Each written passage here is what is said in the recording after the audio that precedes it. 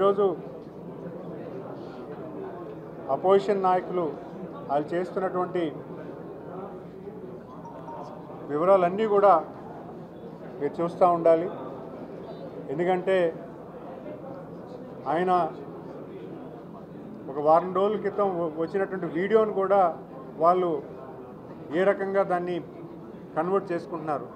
మొదటిగా అది వేరే కారు అన్నారు. తర్వాత ఆయన కారు కింద పూర్తి ఎవిడెన్స్తో బయటపడిన తర్వాత అదేదో మేమే దుష్ప్రచారం చేస్తున్నామని అది తప్పు అని చెప్తా ఉన్నారు.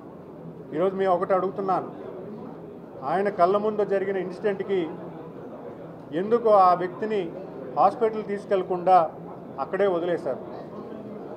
ప్రతిపక్ష పార్టీ ఎవరైతే ఉన్నారో ఆ నాయకుని అడుగుతున్నాం, ఆయన్ని ఒక మానవతా దృక్పథంతో ఒక వ్యక్తి అక్కడ యాక్సిడెంట్ అవుతే కనీసం ఆయన హాస్పిటల్ తీసుకెళ్లాల్సిన బాధ్యత ఆయనకి లేదా?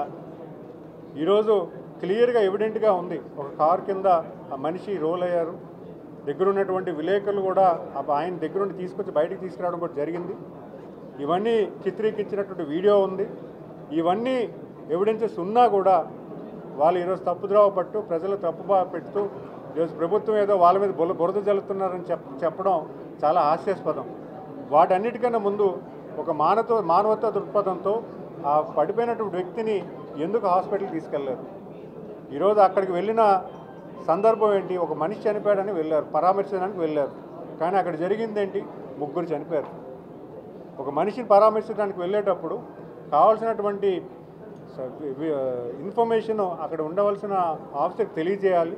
వాళ్ళకి 100 మంది తీసుకువెళ్ళే పర్మిషన్ ఇస్తే అక్కడ వేలాది మందిని గ్యాదర్ చేసి వాళ్ళందరినీ కూడా తీసుకెళ్ళి అక్కడ పరామర్శించే ప్రయత్నం చేశారంటే అది ఖచ్చితంగా ఆయనకి ఏ రకమైనటువంటి ఆలోచన ఉందో కూడా మనం అర్థం చేసుకోవాలి.